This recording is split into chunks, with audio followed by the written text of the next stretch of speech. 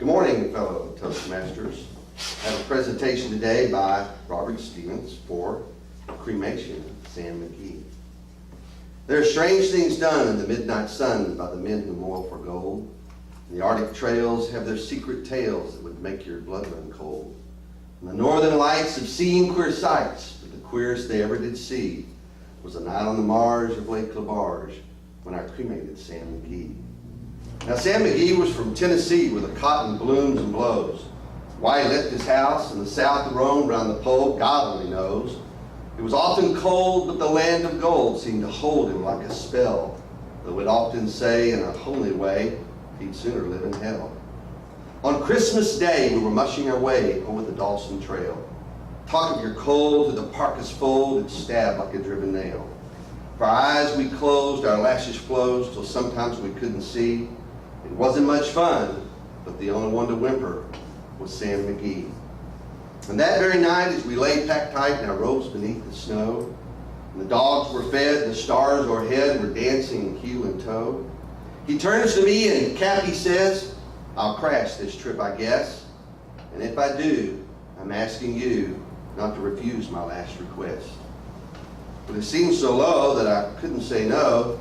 Then he says with a sort of moan, "It's this cursed cold, it's got my hold till I'm chilled clean through to the bone.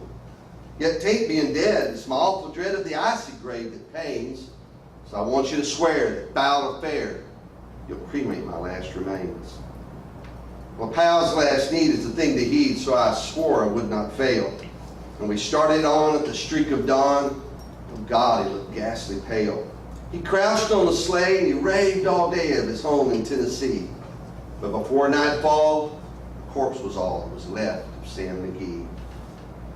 There wasn't a breath in the land of death, and I hurried horror-driven.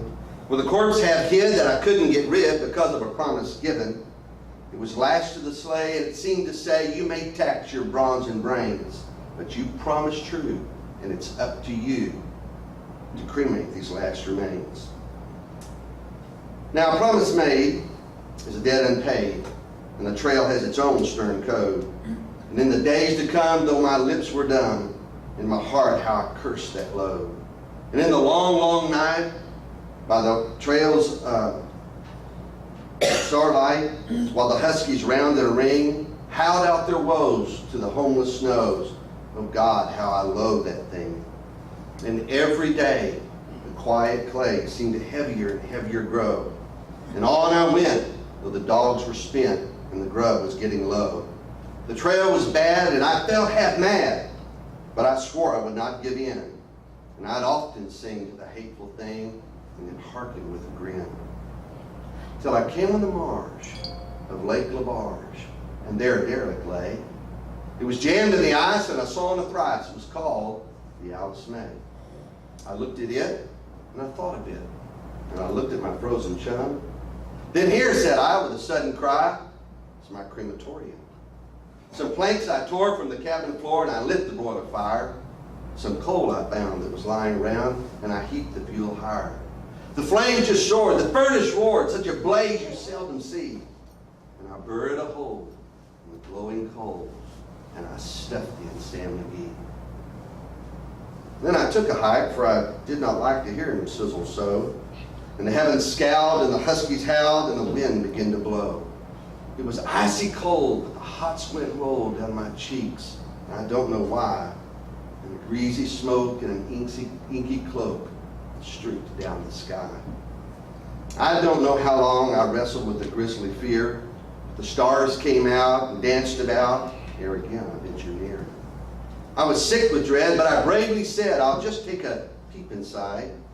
I guess he's cooked," and it's time I looked. In the door I opened wide. And there sat Sam, looking cool and calm in the heart of the furnace roar. He wore a smile you could see for a mile. And he said, "Please close that door. It's fine in here, but I greatly fear you'll let in the cold and storm. Since I left Plum Tree in Tennessee, it's the first time I've been warm. There's strange things done in the midnight sun by the men who moil for gold. And the Arctic trails have their secret tales that would make your blood run cold. And the northern lights have seen queer sights, but the queerest they ever did see was a night on the marsh, Lake Labarge, when I cremated Sam McGee.